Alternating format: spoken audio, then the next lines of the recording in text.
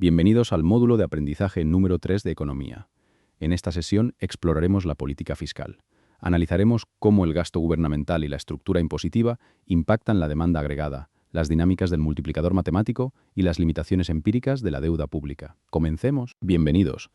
Para iniciar nuestro análisis macroeconómico, es indispensable establecer una línea de demarcación clara entre dos fuerzas que mueven los mercados globales. A la izquierda, la política monetaria.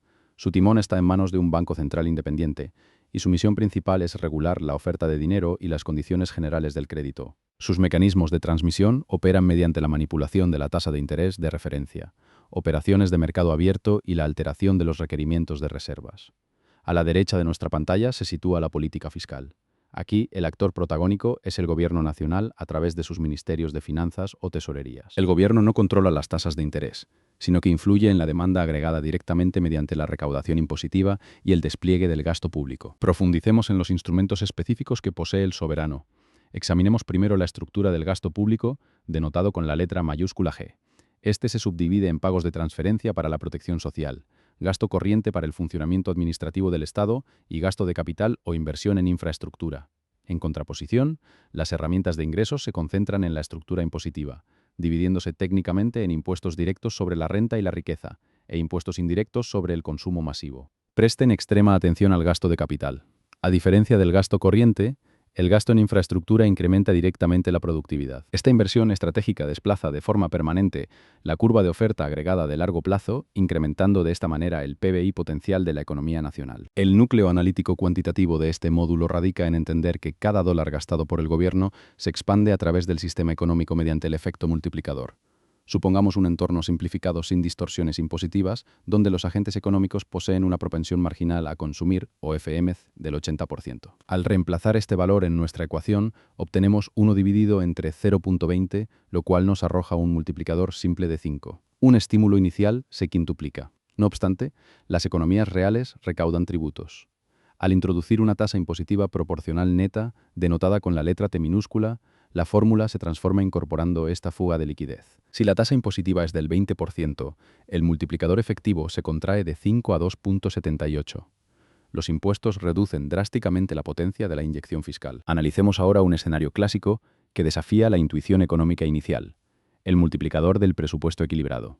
Imaginemos que el Parlamento decide incrementar el gasto público en 100 millones de dólares y simultáneamente financia este programa elevando los impuestos exactamente en la misma cantidad. El impacto expansivo directo del gasto público inyecta 500 millones de dólares a la demanda agregada, asumiendo nuestro multiplicador original de 5.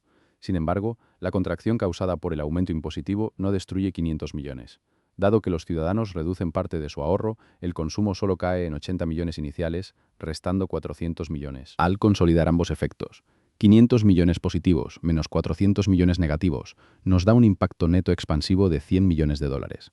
El multiplicador final es exactamente igual a la unidad. Las teorías económicas formales imponen restricciones severas a la efectividad de las políticas fiscales expansivas de corte puramente keynesiano. Evaluemos el efecto expulsión o crowding out. Si un gobierno incurre en un alto déficit fiscal, debe emitir una enorme cantidad de deuda soberana en los mercados financieros. Esta competencia por fondos prestables limitados eleva las tasas de interés reales, encareciendo el crédito corporativo y estrangulando o expulsando la inversión privada. A la derecha se presenta la equivalencia ricardiana. Si el gobierno reduce impuestos hoy financiado con deuda, los agentes económicos racionales no incrementan su nivel de consumo actual. Al contrario, incrementan su ahorro privado hoy, anticipando que mañana el Estado subirá los impuestos para pagar la deuda emitida. El estímulo fiscal neto resulta totalmente ineficaz. Una de las destrezas analíticas más evaluadas consiste en diagnosticar la verdadera postura fiscal de un gobierno, el denominado fiscal stance. El déficit presupuestario nominal o real es un indicador engañoso. Durante una fase de contracción económica severa, el déficit real se amplía de manera automática. Esto no se debe a una decisión expansiva del gobierno, sino a la activación interna de los estabilizadores automáticos como la caída de la recaudación del impuesto a la renta. Para aislar este componente cíclico, calculamos el déficit estructural o cíclicamente ajustado. Este indicador recalcula los ingresos y egresos, simulando que la economía opera en pleno empleo. Si el déficit estructural no se expande de un año al otro, la política fiscal no es técnicamente expansiva, independientemente de lo abultado que sea el déficit nominal real. Para concluir, debemos analizar las limitaciones prácticas de temporalidad que enfrenta la estabilización macroeconómica discrecional. El primer obstáculo es el rezago de reconocimiento. Los indicadores económicos clave, como el PBI real, se publican con meses de retraso y están sujetos a intensas revisiones posteriores. Le sigue el rezago de acción. Una vez identificada la recesión, el paquete de estímulo o reforma tributaria debe ser debatido, enmendado y aprobado por los cuerpos legislativos del Congreso. Finalmente, experimentamos el rezago de impacto.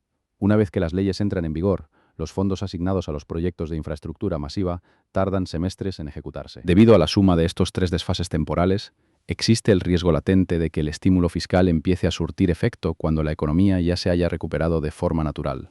Felicidades, has completado el módulo de aprendizaje número 3 sobre política fiscal. Dominas la separación de políticas, los cálculos de multiplicadores con impuestos, los modelos conceptuales de Ricardo y Crowding Out y la utilidad técnica del balance estructural. Nos vemos en el módulo 4 para analizar la política monetaria.